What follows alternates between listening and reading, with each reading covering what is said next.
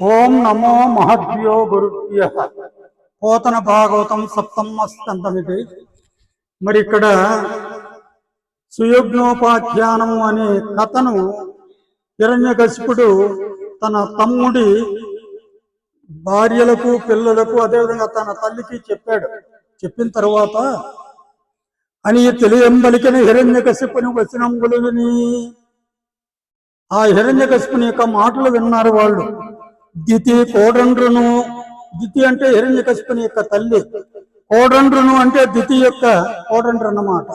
తానును శోకం గుమాని, దుఃఖం వదిలి తత్వ విలోకనంబు కలిగి తత్వాన్ని తెలుసుకొని లోకాంతర్గతుండైన కొడుకునకు వగవక తని పరలోకానికి పోయినటువంటి పుత్రుని కోసం దిగులు పడకుండా వెళ్ళారన్నమాట అని చెప్పి నారదుడు ధర్మనందనకు ఇట్లని మళ్ళా నారద మహర్షి ధర్మరాజుతో చెప్తూ ఉన్నాడు. ఏం చెప్తున్నాడంటే, అజరామర భావంబును త్రిజగద్రాజ్యంబును అప్రతిద్వంద్వము దోర్విజితాచల శాస్త్రవమును గజరిపు బలమును హిరణ్యకశిపుడు కోరన్. హిరణ్యకశిపుడు తనలో ఈ విధంగా కోరుకున్నాడు. ఏం కోరుకున్నాడు? అజరామర భావంబును. జర అంటే వార్ధక్యం, అజర అంటే వార్ధక్యం రాకుండా, అమర అంటే చావు లేకుండా కావాలనుకున్నాడు. ఇంకా ఏమేమి కోరుకున్నాడు? త్రిగరాజ్యంబు అప్రతిద్వంద్వము అన్నమాట. ఎదురు లేకుండా 3 లోకాలను పరిపాలించాలి అని కోరుకున్నాడు. ఇంకా ఏమన్నాడు? దోర్విజితాఖిల శాస్త్రవమును. దోర్విజితాఖిల అంటే బాహుబలంతో శత్రువులందరినీ కూడా జయించాలి నేను అని కోరుకున్నాడు అన్నమాట. గజరిపు బలమును, గజ అంటే ఏనుగు, ఏనుగు యొక్క శత్రువు ఎవరు? సింహం. సింహబలం కావాలని కోరుకున్నాడు. మరి ఇదంతా కూడా హిరణ్యకశిపుడు కోరాను. ఇదంతా కూడా ఎవరు చెప్తున్నారు? నారదుడు మరి ధర్మరాజుతో చెప్తున్నాడు. ఇట్లు కోరి మందరాచల ద్రోణికించని ఊరకు కోరుకుంటే సరిపోతుందా? ఆ వరాలు ఇచ్చేవాడు కావాలి కదా. అందుకని మందరాచల ద్రోణికించని మందర పర్వతం యొక్క చర్యలలోకి వెళ్ళాడు. అందు గాలి పెనువ్రేల నేల నిలువంబడి, అందు ఆ చర్యలలో గాలి పెనువ్రేల నేల నిలవంబడి అన్నమాట. పెనువ్రేలు అంటే గాలి పొటన వ్రేల పైన నిలబడి ఊర్ధ బహుండై చేతులు పైకి చాచి మిన్ను చూచుచు ఆకాశాన్ని చూస్తూ వాడి మయూకంబులతోడి అంటే ఆకాశం చూసేటప్పుడు ఆ వేడి కిరణాలతో ప్రళయకాల బాణుంపోలే, ప్రళయకాలంలో సూర్యుడిలాగా దీర్ఘ జటారుణ ప్రభాదలంబులతోడు, ఆ సూర్యునికి కిరణాలు ఉంటాయి, వెలుగునిచ్చే కిరణాలు, ఇతడికి ఆ అరుణ కిరణాలలాగా మరి జటలు ఉన్నాయట. ఎవరికి? హిరణ్యకశిపునికి. ఎవరికి తేరి చూడరాక మరి ఎవరు కూడా అతన్ని తేరిపార చూడలేనటువంటి పరిస్థితి అన్నమాట. పరమ దారుణమైన తపంపు చేయుచుండే. ఈ విధంగా ఉంటూ గొప్ప భయంకరమైనటువంటి తపస్సు చేశాడు. నిర్జరులు నిజస్థానంబల నుండి, నిర్జరులు అంటే దేవతలు తమ తమ చోట్లలో ఉండి చూస్తున్నారు. అప్పుడు తపస్సు చేసినప్పుడు ఏ విధంగా ఉంది? అదరంకుండిని సాత్రి భూమి పర్వతాలతో పాటు కదిలిందట. కలగనేడంబో నిధులు, సముద్రాలు సుడులు తిరిగాయట. తారకల్ చెదరను, నక్షత్రాలు చెల్లా చెదురైపోయినాయి. సద్రహ సంగలై దిశలు విచ్ఛిన్నాంతలయ్యుండే. మరి ఉగ్రమైన ఆచారాలు చేస్తున్నాడు కదా. మరి ఆ అగ్నిజ్వాలలు చెలరేగి విస్ఫులింగాలైనాయి. చెల్లెదరని గుండెలు జంతు సంహతి అన్నమాట. అదంతా చూసి ఆ జంతు సమూహానికంతా గుండెలు చెదిరిపోయాయి.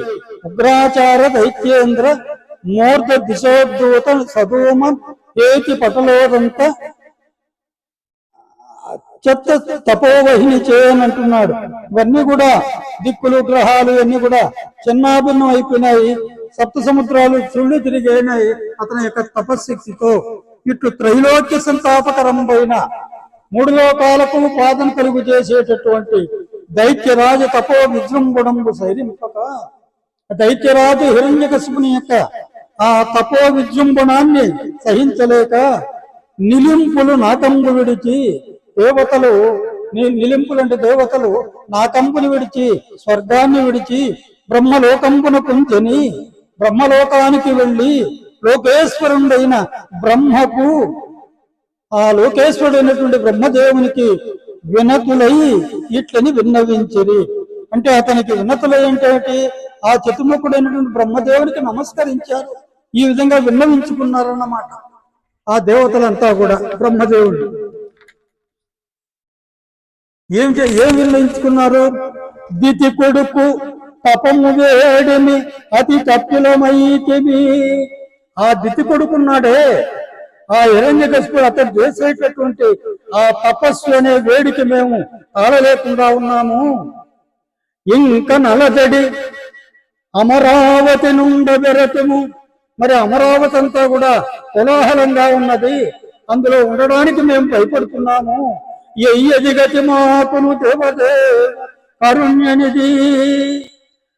ఓ కరుణామయ, ఓ దేవదేవ, మాకు ఇంకా గతి ఏమున్నది అని వేడుకున్నారన్నమాట బ్రహ్మదేవుని దేవతలంతా కూడా.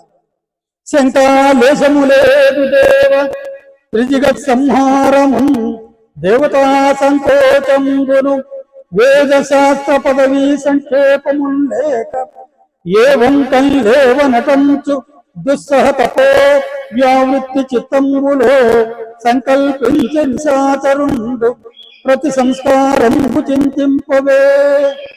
శంకాలేశం లేదు ఓ పితామహ, ఏమాత్రం సందేహం లేదు. త్రిజగత్ సంహారము ప్రళయకాలం ఉంచుకొస్తూ ఉంది. దేవతా సంకోచంబు మరి అమరులని అంచివేయడానికి వేద శాస్త్ర పదవీ సంక్షేపము అంటే వేద శాస్త్రాలను వినాశమనర్చడానికి ఏ వంకలు లేవనటువంటి ఇంకా దారులేవి లేవు. అతంతి దుస్సహ తపో వ్యావృత్తి చిత్తంబులో ఈ భయంకరమైనటువంటి ఆ తపస్సును ఆ హిరణ్యకశిపుడు తలపెట్టాడు. సంకల్పించే నిశాచరుడు సంకల్పించాడు. ప్రతి సంస్కారము చింతింపవే. ప్రతి సంస్కారం అంటే ప్రతీకారాన్ని గురించి ఆలోచించు మహానుభావ అని బ్రహ్మదేవుని వేడుకున్నారనమాట.